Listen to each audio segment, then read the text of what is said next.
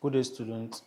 In continuation of our physics lesson series, we are going to treat elasticity today, and I want us to listen to all of the facts that we have to dish out under this topic.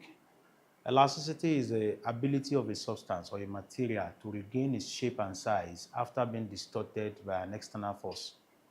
If it is possible for you to distort a substance or a material by an external force, and when you remove such forces, the material goes back to its original shape and size, they will say that the material is elastic.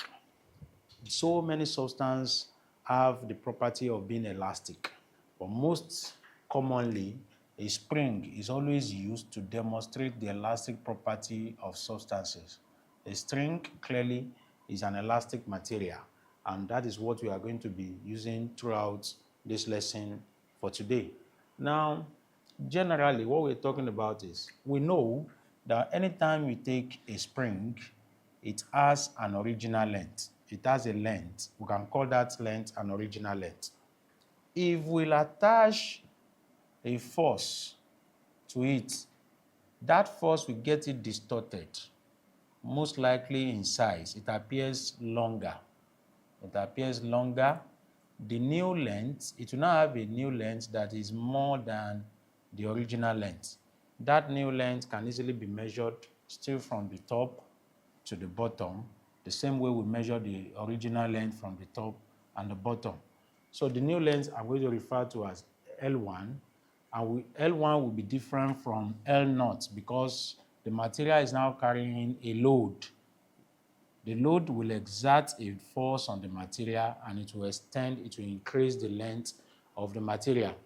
The increase in length due to the application of a force is what is called the extension.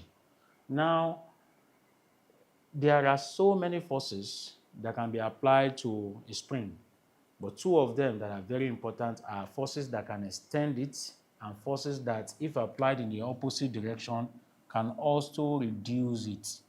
You can reduce it. So if a material is elastic, it will extend on the application of a force, of an extensive force, but it will also compress on the application of a compressive force. So forces can either extend an elastic material or compress, that is, make smaller the elastic material. Now, once those forces are removed, it goes back to its original length and shape, and that is where the property of elasticity is demonstrated.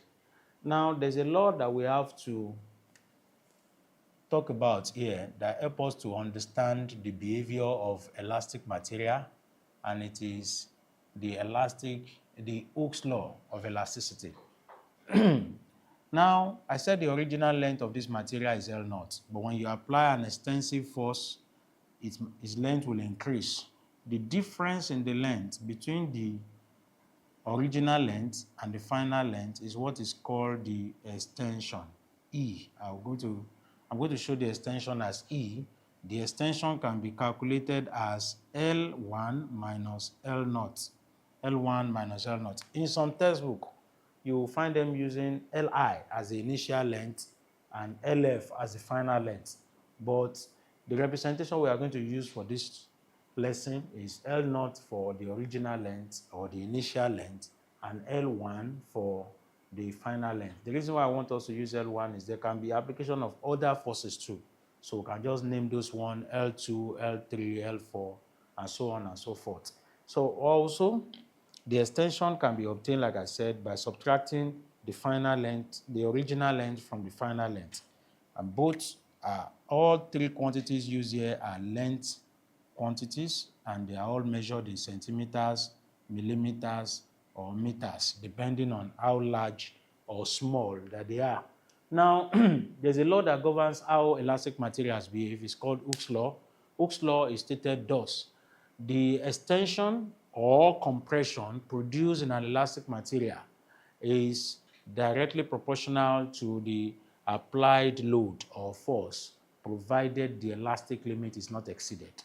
The extension or the compression produced in an elastic material is directly proportional to the applied force or the load provided the elastic limit is not exceeded. That is the statement of Hooke's law.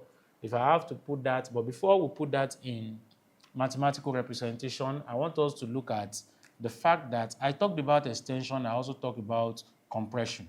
If you have a spring, if you apply a compressive force on it, its length will become smaller. If you apply an extensive force on it, its length becomes longer. Hooke's law can be used for both compression and extension. Compression is the reduction in length due to the application of a force.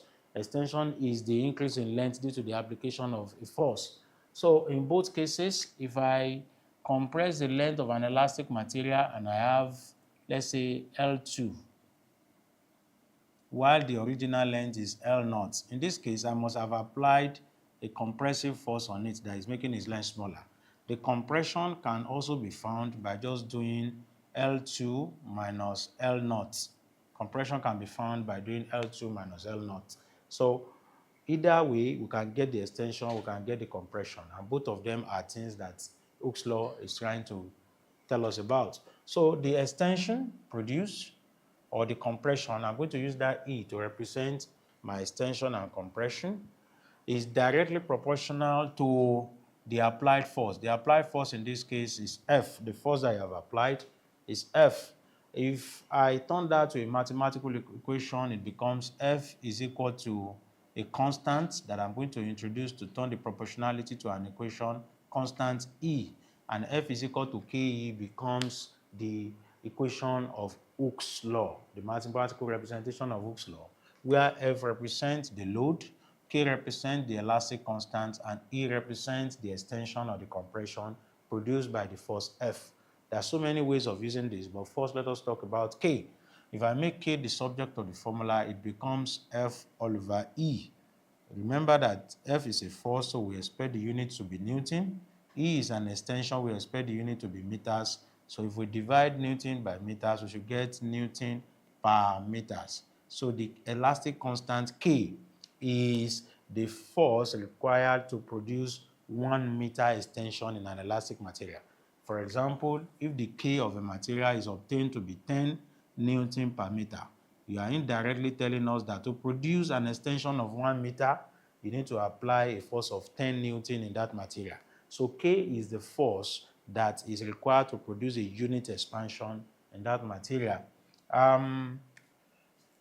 K also has other names that can be used to refer to it. It is called the elastic constant, but it can also be called the coefficient of stiffness of an elastic material. The larger the K, the stiffer it becomes. The higher the value of the force that you need to make an expansion in that material. The smaller the K, means the lighter the elastic material, and the smaller the force that you require to produce a unit expansion in the material. We all know that elastic material comes in different sizes, different strengths, and different shapes. So we can continue. There are so many ways of using this formula. If K is equal to F all over E, it means that if I know any two in this equation, I can always find the third one. If I know F or E, I can find K. If I know K or F, I can find E. If I know K or E, I can find F. And that is how we are going to get whatever it is that we are looking for. So there are other instances where we don't even need to find K. If any quantity in physics,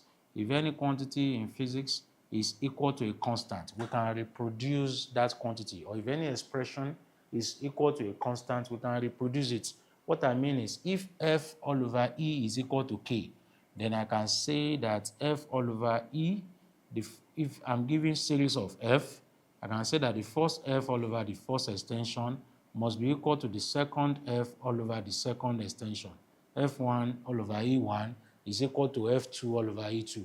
In fact, it is with the knowledge of constant of proportionality that we are able to get so many other equations in physics. One very common one that we always write like that is one equation under gas law, P1 V1 is equal to P2 V2. This is because the product of the pressure and the volume of a gas is a constant. If it is a constant, then I can reproduce that expression of it that is equal to a constant. If anything is equal to a constant, I can reproduce it. So I can say that P1 V1 must be equal to P2 V2. And that is what we are going to have for this course. Now, how do we use this? If, for example, I've been given the force and the extension that force, I've been given a force and the extension that force is causing, I can find another force that is required to cause another extension, or I can find another extension that will be caused by a given force. So in that case, I don't really need to go through the K. I don't need to go through the K. I don't need to go through finding K, though I can still find the K to get that expression. And that is all for that. Now, anytime we have an elastic material,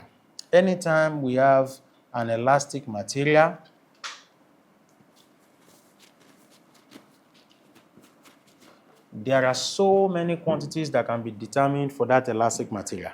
All elastic materials, particularly springs, are made from a thin wire that can be mathematically represented as a cylinder. So it is just about your ability to wound it into a coil that will make it into an elastic material. Now, because of this, it is possible for us to determine, though it is going to be very small, the diameter of the wire that has been used to make the material. We can determine the diameter of the wire that has been used to make that material. If we know the diameter, then we can find the cross-sectional area, the area of a cross-section of that wire. The formula for finding the area of cross-section of any wire, since it is assumed cylindrical, so its cross-section will be circular, is pi r squared, So if an elastic material carries a load that is represented with F in Newton, then there are quantities that we can determine that will help us understand the size and the strength of the material. One of such is the tensile stress on the material. The tensile stress, the formula for finding the tensile stress is the force on the wire or the elastic material divided by the cross-sectional area of the wire. The force, of course, when a force is exerted on the wire, if a wire is carrying a load, there's a tension that is acting along it, and the tension is the value of the tension is equal to the force or the weight of the load that material is carrying. So if we divide that force or the weight of the load that it is carrying by the cross-sectional area that we must have calculated from the diameter that is given, then we'll be able to determine the tensile stress. Now, there's another quantity that can also be determined for that wire. It is called the tensile strain on the wire.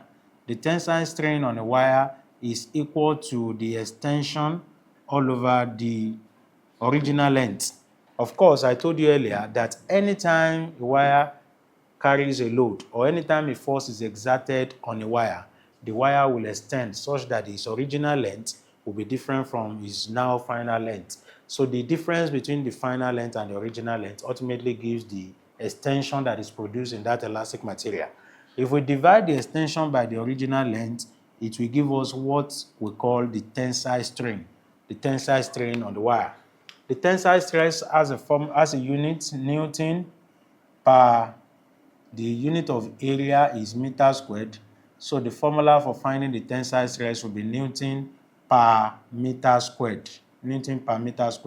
While the formula for finding the tensile strain is the unit of extension, which is meters, the SI unit of length, which is also meters. If that is divided, then we have a quantity that will not have any unit at all, a quantity that is dimensionless, because both the numerator and denominator are the same. So we can, from tensile stress and tensile strain, find what is called the Young's modulus. The Young's modulus for the wire. The formula for finding the Young's modulus is the tensile stress all over the tensile strain.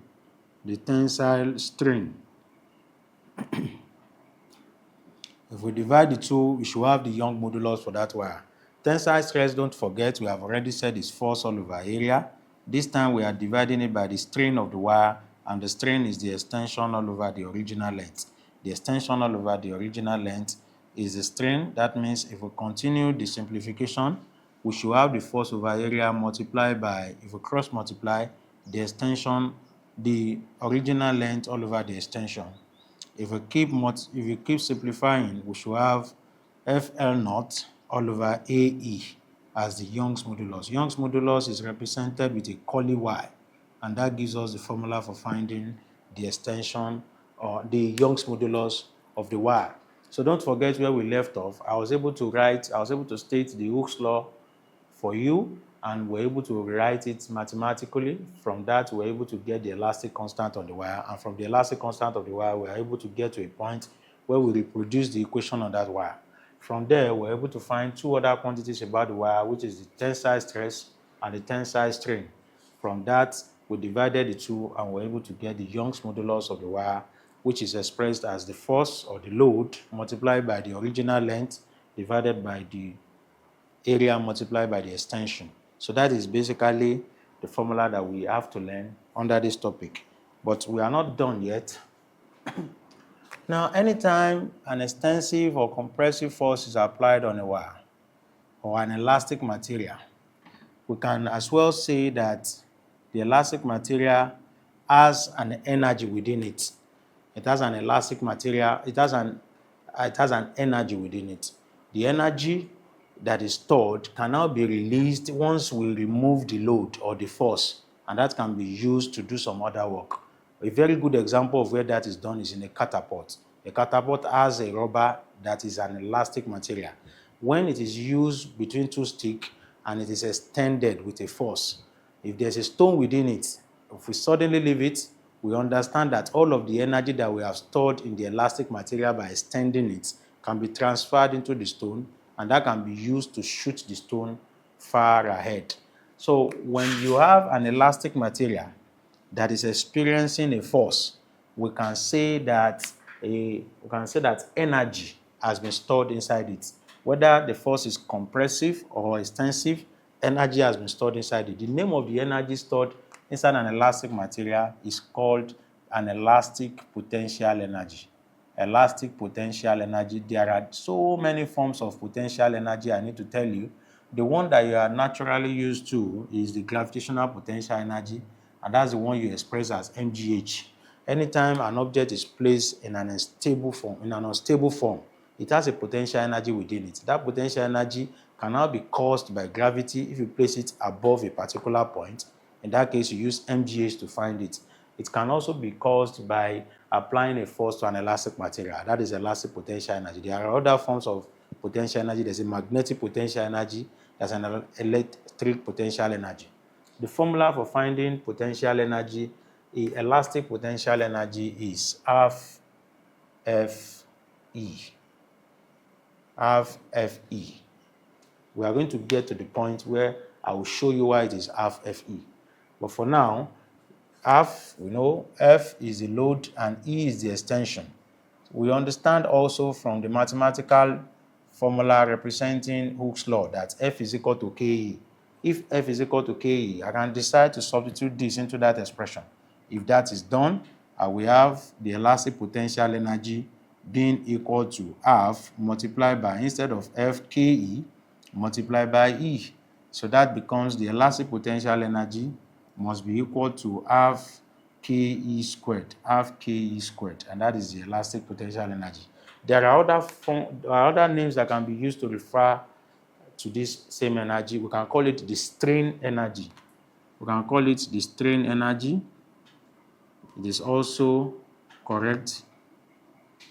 We can call it the energy stored in a spring. It is also correct. The energy stored in a spring, the elastic potential energy, the strain energy, and any other forms of energy that is associated with a spring is what I have just represented on the board. We always know that anytime you work on a system, then energy of the system must increase. If you work on a system, the energy of the system must increase.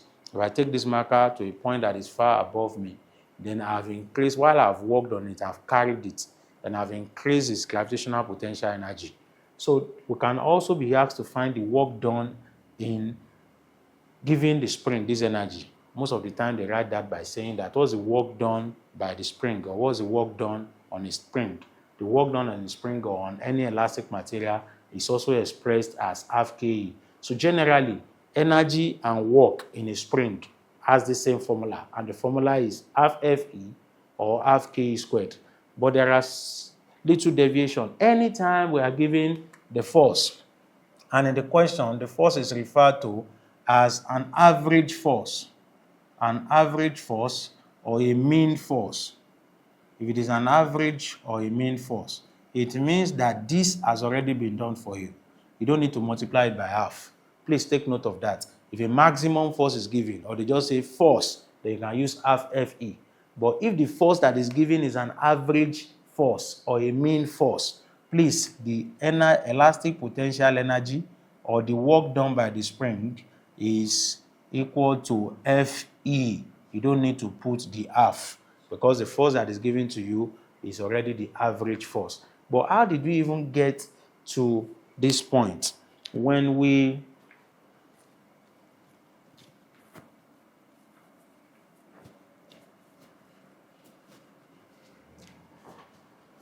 we decide to plot a graph of force against extension, since we know from Hooke's law that the force and extension are directly proportional to each other, if we decide to plot the graph of force against extension, initially I expect you to know that when there is no force applied or there is no load applied to an elastic material, there will be no extension. The extension is caused by an application of a force or load. So we expect that when F is equal to 0, E will also be 0. So anytime you are drawing the graph of force against extension, it must start from the origin. The force against extension must start from the origin. On no account will it start at any other value apart from the origin. So because the two of them are directly proportional, the greater the force you are applying to an elastic material, the greater the extension. That has been given to us by Hooke's law. Hooke said the force applied to an elastic material is directly proportional to the extension. So it means that if we plot it, we are going to get a straight line that starts from the origin. So if this is the case, we now want to find the work done or the energy on the spring. Remember that the work done is force times distance. This is the force, and this is the distance that has been moved by the extension, represent the distance that has been moved by the application of that force. And I told you earlier when we were doing motion that if a quantity in physics is obtained by the multiplication of two other quantities, and you decide to plot those two other quantities, then their product must be the area of the quantities. Their product must be the area that you are going to have on the graph. So that means if I want to get the work on a force distance graph, what I need to do is to find the area that is covered by the graph. If this is the area that is covered by the force against distance or extension graph, then I will decide to find the area. The work must be the area.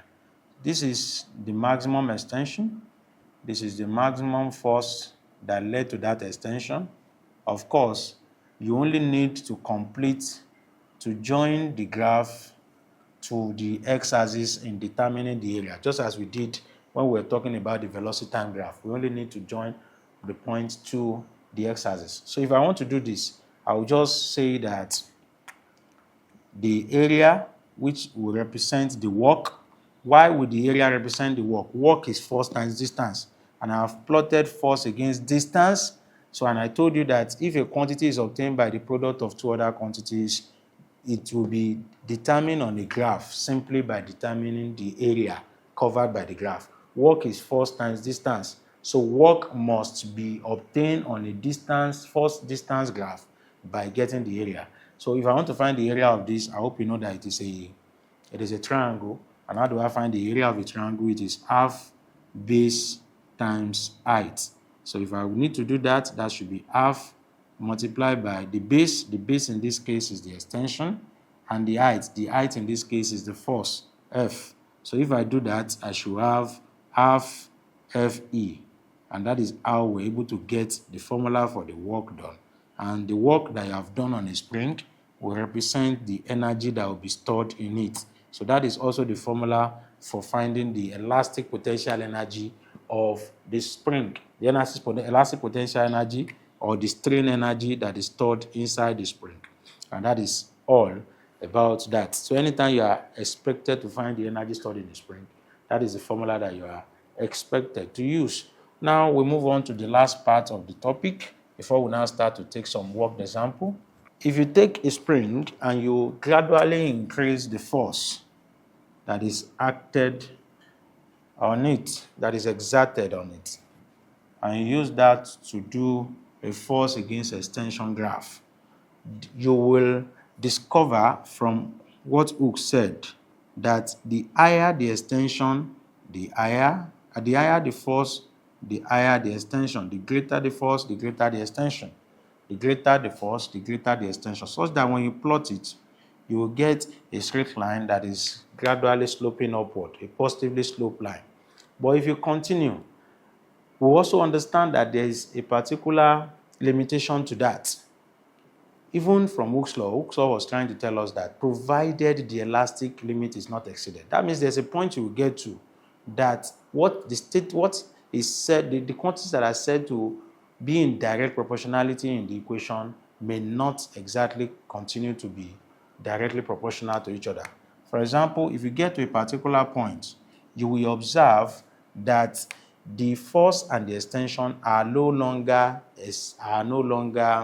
proportional. That point is called, I'm going to represent it with point A. I will call that point the limit of proportionality.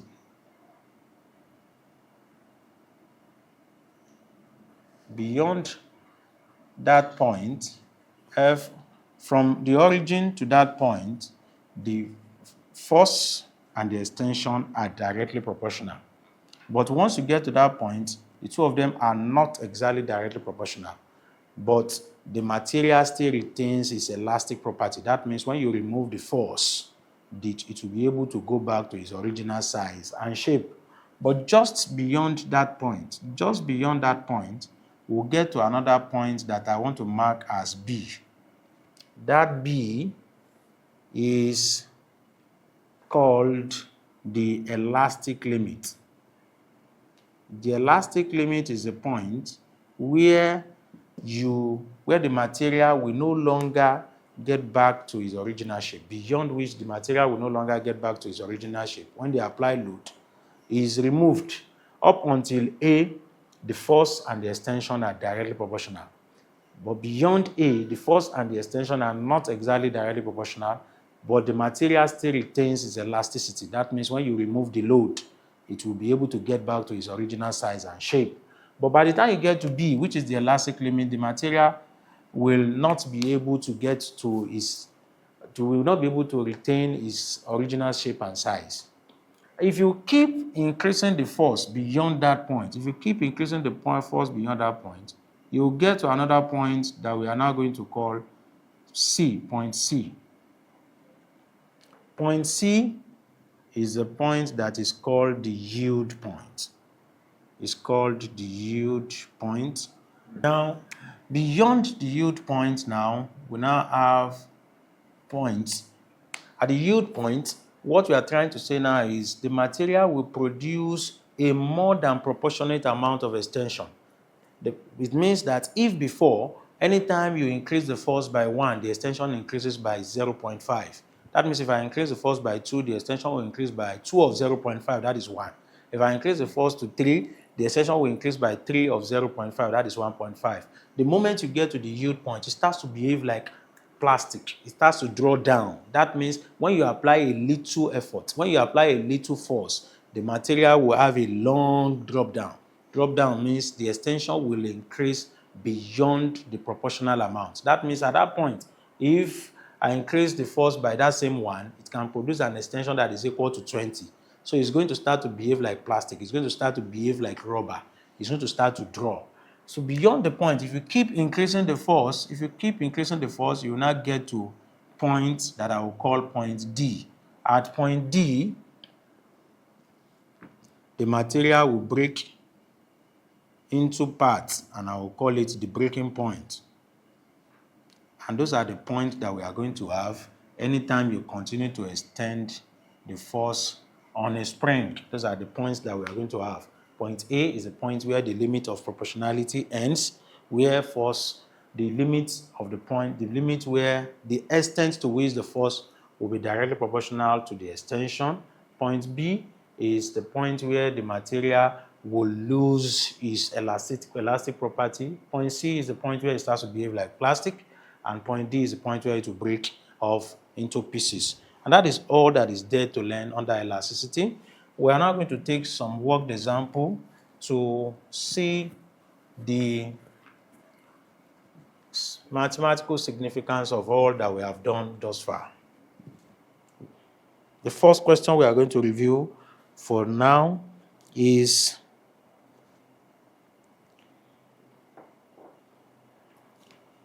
a question on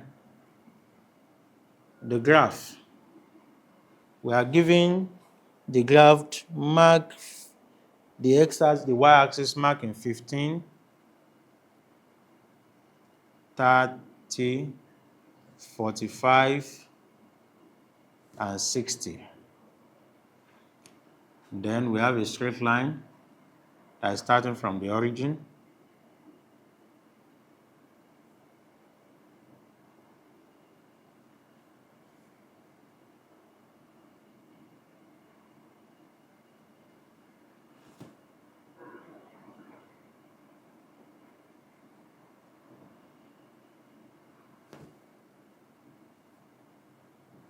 Is a force against extension graph. We are now told, we are also given the x-axis, the extension, to be 5, 10, 15, 20. Then we are told that this is meant to be multiplied by 10 raised to power 2 meters. 10 raised to power 2 meters, the extension is 10 raised to power minus 2 meters. The diagram below represents the graph of the force applied in stretching a spiral spring against the corresponding extension produced within its elastic limit. Using the notation on the graph, determine the force constant on the spring. We want to determine the force constant on the spring. How do we find the force constant on the spring? The force constant is K. It is also the elastic constant. And mind you, the force constant is equal to F all over E. I have said it in one of our previous lessons that there are two things that can be found on a graph. There are two things that can be found on a graph. We can do multiplication on a graph, and we can also do division on a graph. I said it then that if there's a quantity A that is obtained by multiplying B against C, if B and C are now plotted against each other, A will be represented by the area. So just saying it, it means that area on the graph means multiplication in the formula. If there's a quantity A that can be represented by doing B divided by C in the formula, and I have B plotted against C, division in the formula will be obtained as slope on the graph. The two procedures that can be carried out on a graph are the determination of area and slope. The slope represents a quantity that is obtained by the division of what you have plotted on y against what you have plotted on x. The area represents a quantity that is equal to the product of the quantity that you have plotted on your y by the quantity that you have plotted on your x. So if we check, the elastic constant or the force constant is F all over E. Now I have F plotted against E, so we can easily find the K, the elastic constant, in the formula. How do we get the K in the formula? We get it by determining the slope. If it were to be work that this question wants me to find, knowing fully well that work is force times distance or extension, if I need to get work from this formula, all I need to do is to just find the area. So what is this force constant that I want? To determine the force constant, very simple. All I just need to do is to find the slope of this graph. And I can find the slope of this graph by taking any 2 points that I can read this y and x very well. You can take any 2 points. It's not compulsory you have to take two particular set of points. No, you can take any 2 points. In this case, I want to pick the simpler point. I'll pick the end point and I'll pick the start point. If you don't like that, you can pick the first point and the second, the next to it. You can pick any 2 points and you get it. The K will be obtained as the slope. The slope is changing what you have plotted on y-axis. In mathematics, it used to be expressed as changing y over changing x. But you have not plotted y against x. You have plotted f against e. So it's going to be changing f all over changing e. So your K will be, if I split that into formula, it becomes F2 minus F1 all over E2 minus E1. I can also express it as F1 minus F2 all over E1 minus E2. The idea is if I'm starting with F2, I must also start with E2. If I'm starting with F1, I must also start with E1. So I'll call any point 1, and I'll call any other point 2. If this is my point 1, this 60 becomes my F1, and E becomes my 20 becomes my E1. If this is my point 2, is F becomes my F2, and that's 45 Newton. I think this is in Newton. And the second point, E, gives me my E2, and that is 15. So if I put that in this formula, my F2 will be 45 minus my F1 is 60 all over my E2 is 15, my E1 is 20, then I can do the multiplication by 10 raised to the power minus 2, because everything I have on this graph is actually multiplied by 10 raised to the power minus 2. So I have 45 minus 60 is minus 15, while 15 minus 20 is minus 5 times 10 raised to the power minus 2. So if that is the case, minus can cancel out minus. The answer will be 3 times 10 raised to the power 2. The unit is Newton per meters, and that is my final answer for this question. By extension, they had asked me to find the work done or the energy, the potential energy stored in the spring in extending it from the start, in extending it by through to 60 Newton. In extending it through to 60 Newton, then in that case, I have to find the area of the graph from 0 to 60. If I want to find the area of the graph from 0 to 60, I'll take the line from 0 to 60. I will join it to the x-axis. Remember, if you want to find the area, just join to the x-axis, and I'll find the area covered by that graph. That will be half times base times height. The base of that triangle is 20, and the height of that triangle is 60. But mind you, we are going to multiply this by 10 raised to the power minus 2. It's also possible that they asked me to find the work done in increasing the force from 45 to 60. If I want to find the work done in increasing the force from 45 to 60, I will just consider the segment of the line from 45 to 60. That's all. The segment of the line from 45 to 60, I'll join it to the x-axis. I'll join it to the x-axis. So it is only this trapezium that I need to find the area of. Just this trapezium that I need to find the area of. And that will be it for that particular question. So that is the end of the question. We try to move into more interesting questions under elasticity. The next one, we are told that a mass of 11 kilogram is suspended from a rigid support by an aluminum wire of length 2 meters, diameter 2.0 millimeters, and Young modulus 7.0 times 10 raised to the power 11 Newton per meter squared. Determine the extension produced. Let us write out what has been given. A mass of 11 kilogram is suspended from a rigid support by an aluminum wire. That means there's an aluminum wire that is suspending a mass of 11 kilogram, a mass of 11 kilogram. So that 11 kilogram automatically becomes the load. But mind you, the load is represented as a force. It is a force. If we are going to use the weight as a force, and that is usually what we do, we usually exert a load on a wire by placing a material on that wire. The weight of that material automatically translates into the force or the load that is applied. So the weight of this wire, if it's mass, the weight of this load or since the mass of it is given, can be obtained as mg. What is m? 11. What is g? 10. If we multiply it, what do we have? 110. So, and that is it. So we know the weight to be 110 Newton, the weight of the wire to be 110 Newton. So we'll write that out as our force.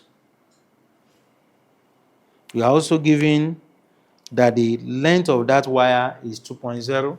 The length of the wire is 2.0 meters.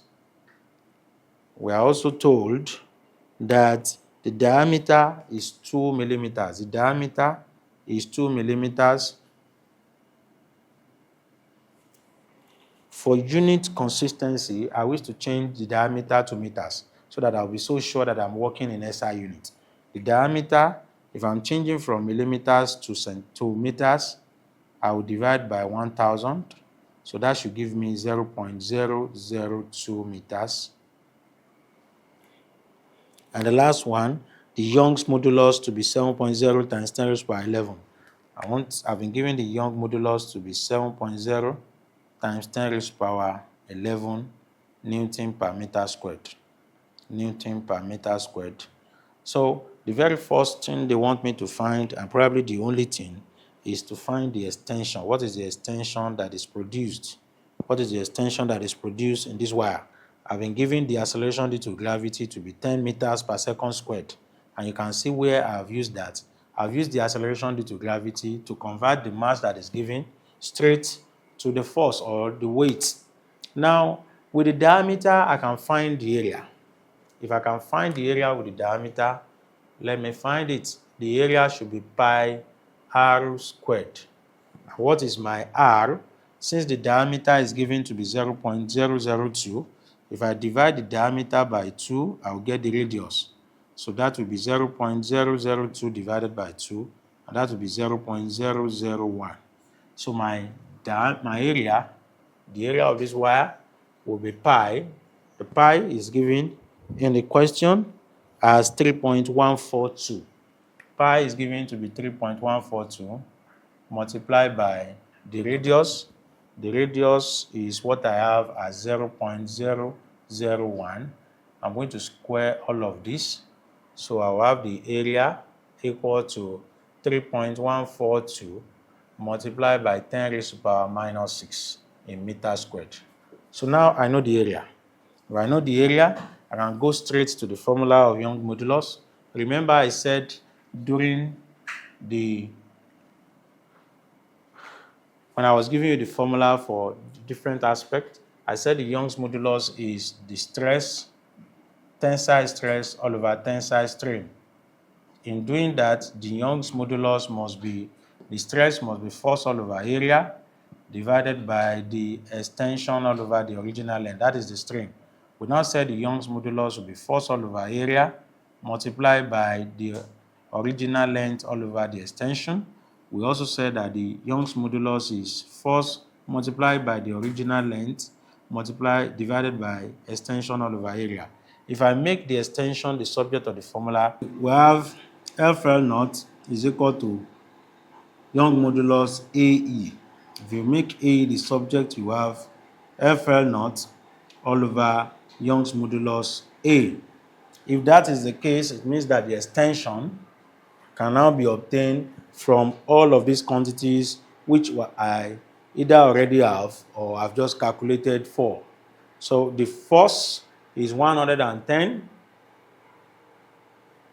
The original length is given to be 2. I'll divide that by the Young's modulus. The Young's modulus is said to be 7.0 times 10 raised by 11 is given, while the area is 3.142 multiplied by 10 raised by minus 6. If we do that, the extension must be equal to 220 divided by the multiplication of all of this. Let us try to check that with our calculator. We have 7 multiplied by 3.142, and that should give us 21.994. 21.994. We can use indices to express 10 raised power 11 times 10 raised power minus 6. That is 10 raised power 5. If we do that, we can easily divide this item that we have on this side by doing 220 divided by 21.994. That gives us 10.003 times 10 raised to the power minus 5 in meters, because that's the unit of extension. If we put that in standard form, we should have 1.000 approximately multiplied by 10 raised to the power minus 4. And that is our final answer for this question. We'll take more questions and we'll try to move ahead. An elastic material of length 3 meters is to be stretched to produce an extension 3 times its original length. Calculate the force required to produce the extension if the force constant of the material is 982.3 Newton per meter. Now we are given the force constant to be 983.2 Newton per meter. We are told that the elastic material has a length of 3 meters. It has an original length of 3 meters. It is to be stretched to produce an extension 3 times its original length. We want to produce an extension in it that is equal to 3 times its original length. That means 3 multiplied by the original length is 3 meters, and that should be 9 meters. Now we are told that we should calculate the force required to produce the extension. We want to find the force that is required to produce the extension. Mind you, the force is equal to KE. The K has been given in this question to be 982.3, while the extension is 9 meters. The extension is 9 meters. We will simply just multiply the two. I'll get the answer to that very simple question. 8,840.7. 8,840.7 Newton. So if we put that in standard form, we should have 884 multiplied by 10 raised to the power 3 in Newton. That's the final answer to that question. We'll continue from there. It is possible sometimes that we have elasticity question that will be set together with some other aspects of physics. For example, we can have elasticity question that is mixed with density. We can have elasticity question that is mixed with Newton's law. We can have elasticity question that is usually mixed with work energy and power. And we can have so many other questions about elasticity. So we are going to try to see one or two other examples of how we can match elasticity into we can match elasticity with other aspects of physics. Now, here we have a stone of mass 5 grams is projected with a rubber catapult. If the catapult is stretched through a distance of 7 centimeters by an average force of 70 Newton, calculate the instantaneous velocity of the stone when released. We have a catapult.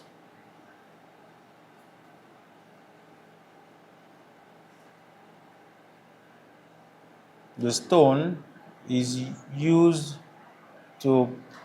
catapult is used to project the stone.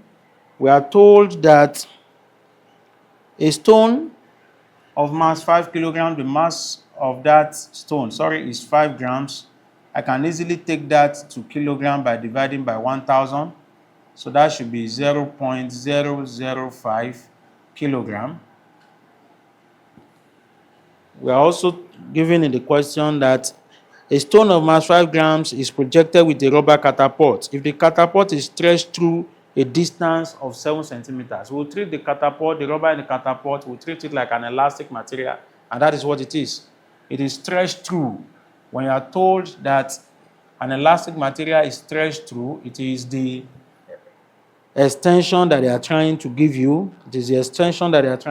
Here the extension is 7 centimeters. Stretched through is the extension. Stretched by is the extension. Stretched to is the final length. Please don't forget. If we take this and divide it by 100 to convert it to meters, we have 0.07. It's stretched through 7 centimeters by an average force of 70 Newton. Don't forget what we said about average force.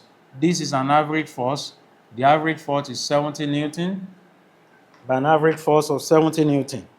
Now, we are asked to find the instantaneous velocity of the stone when released. What is the velocity of the stone? What will be the velocity of the stone when you release the stretched catapult?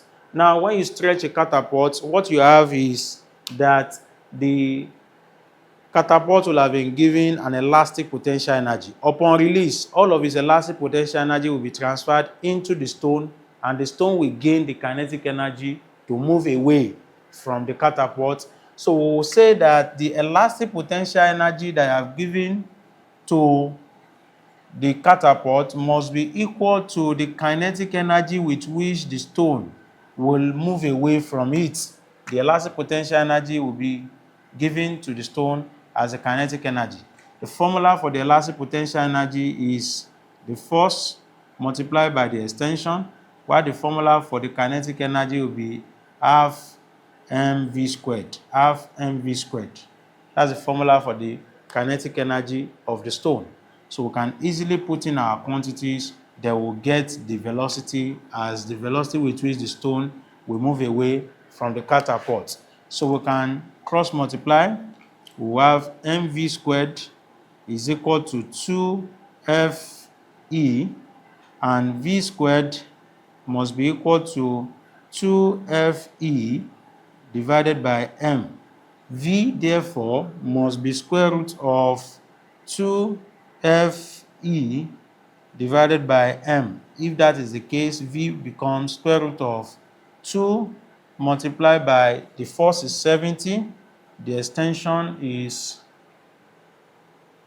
0.07, and the mass of the stone is given as 0.05. So we can evaluate this. I will find the velocity of that object. If I have to do that, it becomes the square root of 2 multiplied by 70 multiplied by 0.07 divided by 0.005. The answer is 44.27. 44.27 meters per second. That's our answer for this particular problem. So we'll take more examples still on elasticity. We are told here that a spiral spring loaded with a piece of metal extends by 10.5 centimeters in air. When the metal is fully submerged in water, the spring extends by 6.8 centimeters. Calculate the relative density of the metal. A spiral spring is loaded with a piece of metal and it extends by 10.5 centimeters in air. There's a spring. That spring went through an extension of 10.5 centimeters in air. When the metal was in air, that means it was not immersed in any fluid. So now, when the metal is fully submerged in water, when the metal is now fully submerged in water, when that metal is now fully submerged in water, when the metal is fully submerged in water, the spring extends by 6.8 centimeters. The extension of the spring is 6.8 centimeters. The extension of the spring is 6.8 centimeters. The question here is that we should calculate the relative density of the metal. Don't forget, earlier on when we were treating density, we said that the relative density of a substance is the density of the substance all over the density of water. But I was able to give you other formulas that you can use to calculate the relative density of the substance, and one of such is the weight of the substance, divided by the upthrust on the substance, upthrust of water on the substance. If I can find the upthrust of water on the substance, that will also be the relative density of the substance. Let us see if we can find a way to express each of the items in this equation and then divide them. The force here is the weight of the substance. The weight of the substance now, and that is the force that is exerted on the elastic material, the weight of the substance. The weight of the substance is not known. We are not given the K, but we are given the extension. The extension, if you want me to change it to meters, though that is not necessary for this question, we'll get to see that later. But since I've been changing to SI unit, let me also do that. This will be 0.105 in meters. So the K, the extension is 0.105 in meters. I can easily find the force. What is the formula for the force? The force is the weight of the substance, don't forget. From the force will be equal to KE. And the K in this case is not given, but the E is given to be 0.105 centimeters meters. So I can get the force or the weight of the substance as 0.105 K. What I have done here is to use Hooke's law, F is equal to KE, but the F is also the force that is equal to the weight of the substance. Now here, when a substance is submerged in a liquid, these are the forces that will show the weight of the substance. And that one from this part of the problem, I've been able to represent it with 0.105 K. There will be an upthrust, and there will be a force that will be exerted along the wire connecting the spring and the object. The force that is acting along the wire connecting the object and the spring is the force that is actually causing that extension. Here, that force is the weight of the substance because they are just two. This is equal to this. But here, that force, which is the apparent weight of the object, is not the same thing as 0.105. It is actually equal to KE. The K in this case is 6.8. I can convert it to meters by dividing by 100. That will be 0.068. So the K must be, we don't know the K, is still the same wire though. The extension here is 0.068. If you multiply, we have 0.068 K, and that is the apparent weight. The apparent weight is what we are going to use here because of the upthrust. Now I can take a balance of forces. The apparent weight plus the upthrust must be equal to the weight of the substance. That means the upthrust can easily be the weight of the substance minus the apparent weight.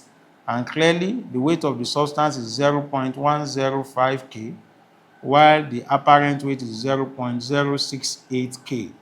If I subtract that, I should have 0.105 minus 0.068.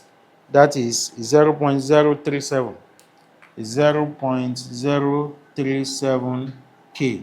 Now that I have this, I can now find the relative density of the formula of the substance of that metal by just doing the weight of the metal, which I've expressed as 0.105 K, divided by the upthrust of water on that object, which I've just gotten as 0.037 K. If I divide that, I should have K cancel out K. That was why the K was never given in the first case. 0.105 divided by 0.037. The answer is, in that case, is 2.838, and that is the relative density of the metal. Lastly, we are going to take another question, this time a question that connects elasticity with Newton's law and probably motion. But we are only going to look at the part that has to do with elasticity. Probably when we get to Newton's law, we are going to complete it. I will also see if we can complete it now, in case what we need to complete it is what we have talked about. Now, we are given a diagram. I think this is a past Y question. We are given a spring and we have an object attached to that spring. There's another object. Okay, that object is also right in front.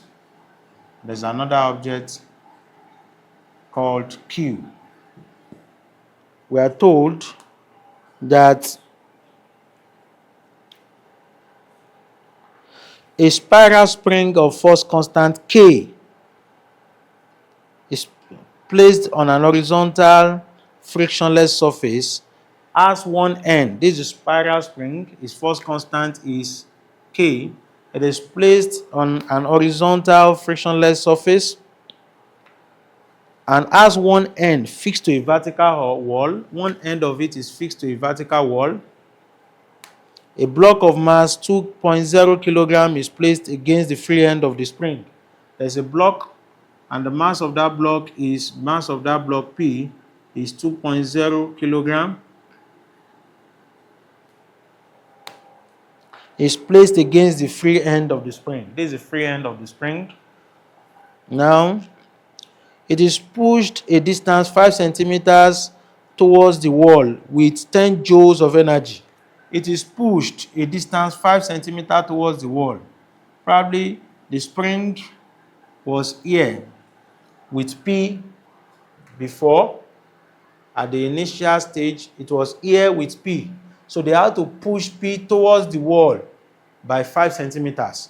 They had to compress the wire by 5 centimeters towards the wall. So towards the wall with 10 joules of energy. The energy that was used to push it is 10 joules, as illustrated in the diagram above. The block is then released, and after 0.25 seconds, it collides elastically with a stationary block Q of mass 4. If you compress the block, the string with the block, and you suddenly release it, we expect it to jump forward, and in doing so, it collides inelastically with a stationary block Q. A stationary block Q means Q was at rest, but its mass was given to be 4. Now, calculate the value of K. We want to find the value of K, that is the force constant of the spring. We want to find the force that is used to compress the spring. Those are the two things that they want us to find. Now, in doing so, we know that the energy that has been used to compress the spring is 10 joules. And we have been given the compression. I told you everywhere we can use extension in the spring, we can also use compression. So if the if the spring has been compressed by 5 centimeters, then we can easily write that the extension, the energy must be equal to half Ke squared.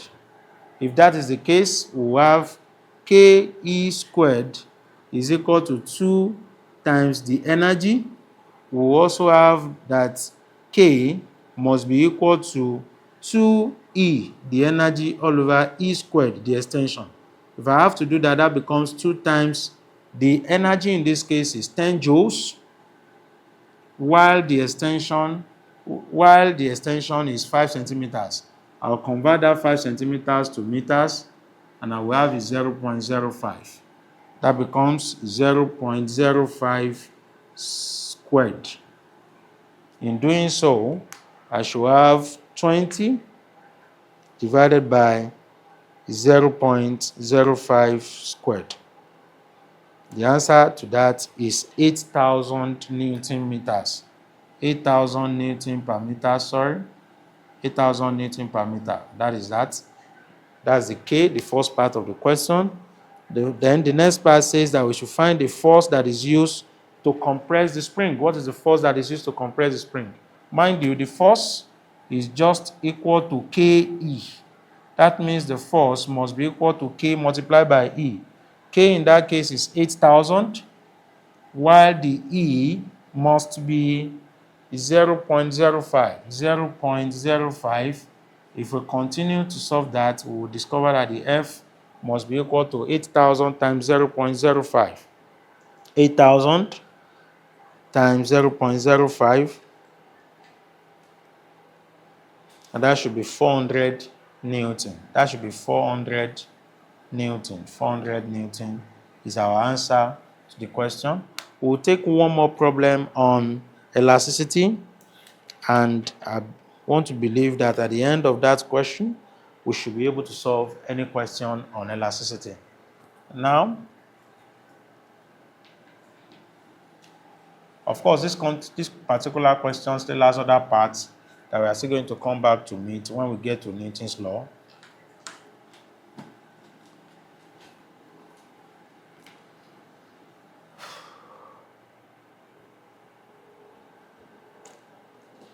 A spiral spring of natural length 20 centimeters. A spiral spring of natural length 20 centimeters. There's a spring, has a natural length of 20 centimeters. The natural length of a spring is L naught. L naught. It has a scale pan hanging freely in its lower end. It has a scale pan hanging freely in its lower end. When an object of mass 40 grams is placed in the pan, its length becomes 21.80 centimeters. When another object of mass 60 grams is placed in the pan, the length becomes 22.05. Calculate the mass of the scale pan. So we have a scale pan. In the first case, we have the scale pan.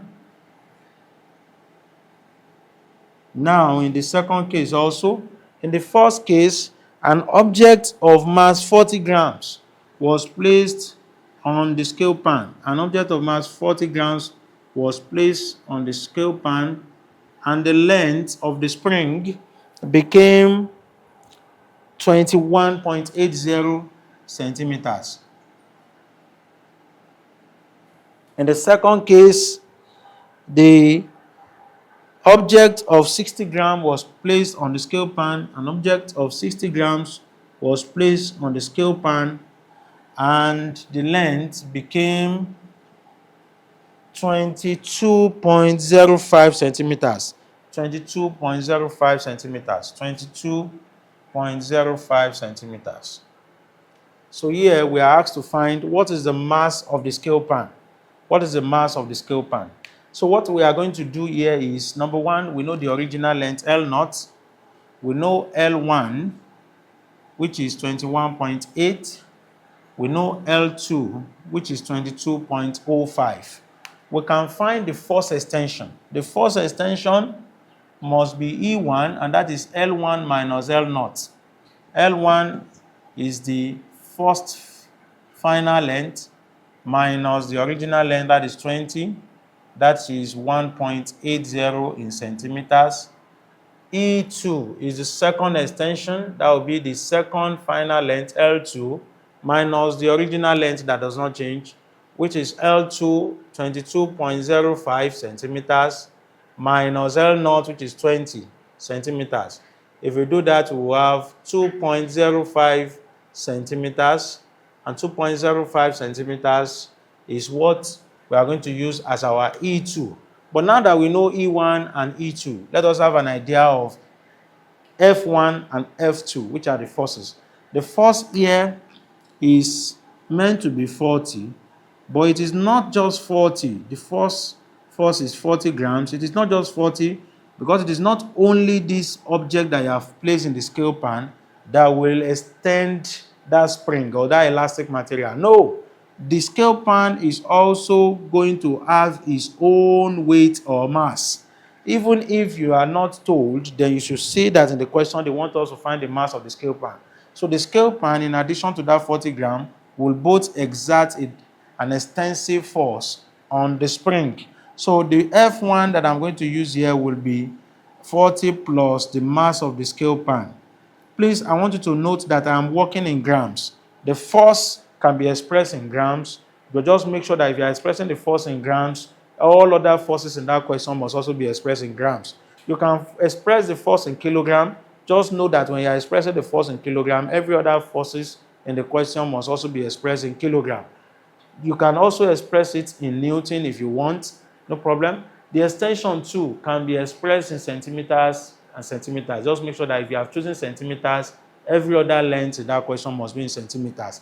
It is, however, necessary for you to note that if you are using these things to calculate derived quantities like energy, like more important derived quantities like energy, then they must be in SI unit, because most importantly, it is necessary that you place energy in joules, and it can only be in joules when every other thing that you are using to calculate it are in SI units. But it's not necessary for you to put in them in SI units if you are not calculating much of a derived quantity.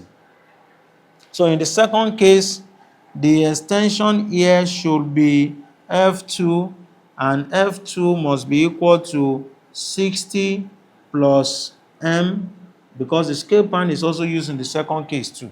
The scale pan is also used in the second case.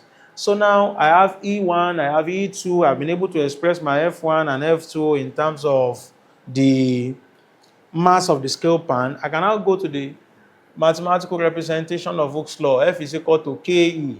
Note that K is equal to Fe. And I told you earlier that if any expression in physics is equal to a constant, then we can reproduce it. If I wish to reproduce this, I will have F1 all over E1 is equal to F2 all over E2. Is allowed. My F1 in this case is 40 plus M, while my E1 is 1.80. My F2 in this case is 60 plus M, while my E2 is 2.05. I can cross multiply, and by solving I'll be able to get the mass M. So if I cross multiply, I should have 2.05 multiplied by 40 plus M, and I will get 1.80 multiplied by 60 plus M. If that continues, then I can do the multiplication. 2.05 times 40 should give us